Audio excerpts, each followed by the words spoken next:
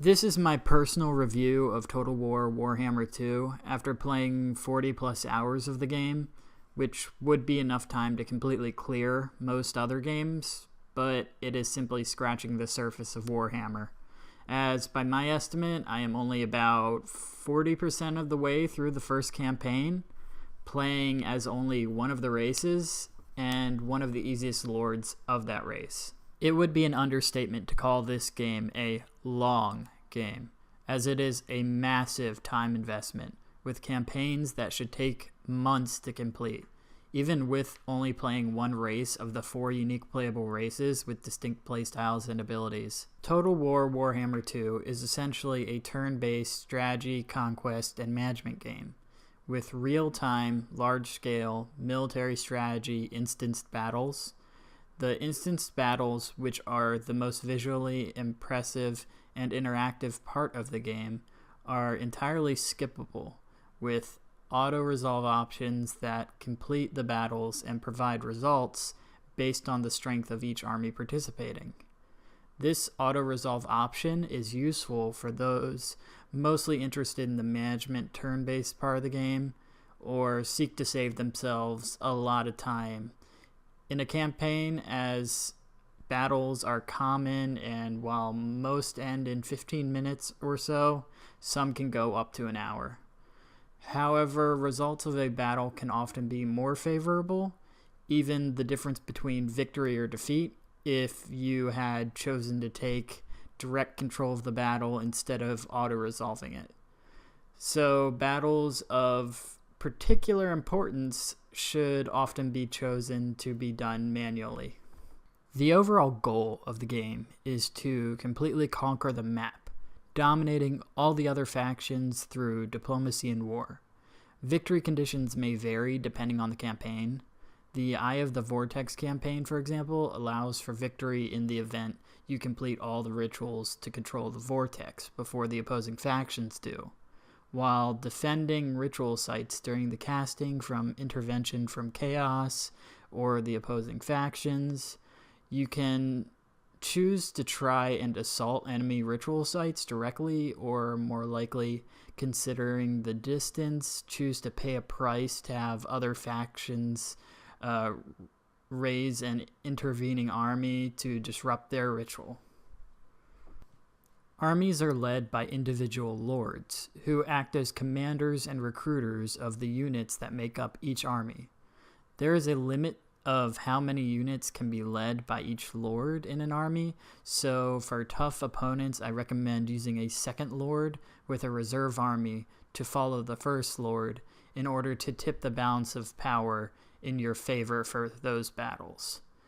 Also, units all gain experience, making them stronger through battles, so preserving them can be beneficial in the long term, as opposed to just constantly recruiting new units. Heroes, on the other hand, can act either with an army as a unit or independently as agents to hinder your opponent. Lords and heroes have skill trees that can be unlocked with leveling up after surviving battles or taking actions. These skill trees give each hero and lord individual strengths, so you can better utilize them. Technology trees also give the player more choice in what they want to specialize in, be it cavalry, missile units, or finances.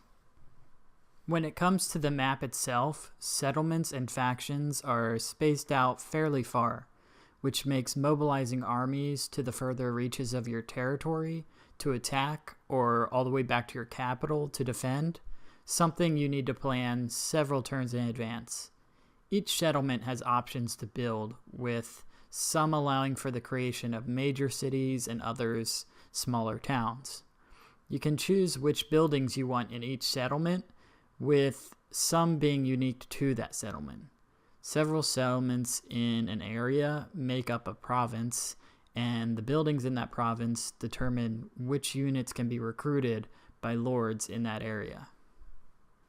The game does come with a multiplayer mode that I haven't tried, which allows you to engage either in instance battles or a full campaign with someone in co-op or head-to-head. Before giving my verdict on the game, I should mention some negative aspects of the game. When loading the campaign map or an instanced battle, the loading screen would be painfully slow, often resulting in those get up and go get water type scenarios. The game's length is not necessarily a good thing at times, as large segments of time feel boring and grindy, as you slowly kind of chip away at the enemy faction who's also slowly kind of chipping away at you.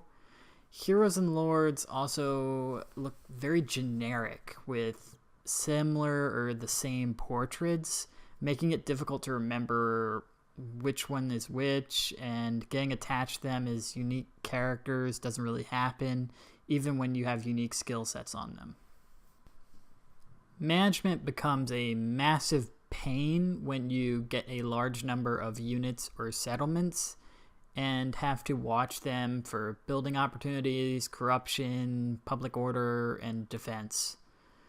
The instance battlefields have bland terrain with little to no advantages or distinction, so many of them were such semi-flat land with no territory advantages.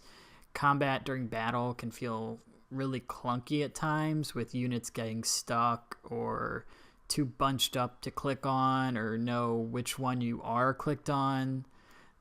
There was a time that annoyed me a lot when I ordered my armies to retreat, but my lord wouldn't stop fighting some spearman. Even though I got him to the edge of the map and had an open escape for him to go, he wouldn't move. No matter how many times I tried to command him to withdraw, he just kept standing at the edge of the map, fighting the spearmen. Auto-resolve also has a bit of a problem where it's too different in the results from a manual battle. Not only when it comes to victory or loss, but also when it comes to the whether or not there are survivors from the defeated army. Because in auto-resolve, every single one of the losing army's units dies. But in a manual battle, there's almost always a large number of survivors on the defeated army's side. So you end up in a situation where if you're obviously going to win the battle, you always want to auto-resolve to make sure there's no survivors on the enemy side. But if you're going to lose, then you're going to want to do a manual battle so that most of your guys can get out alive.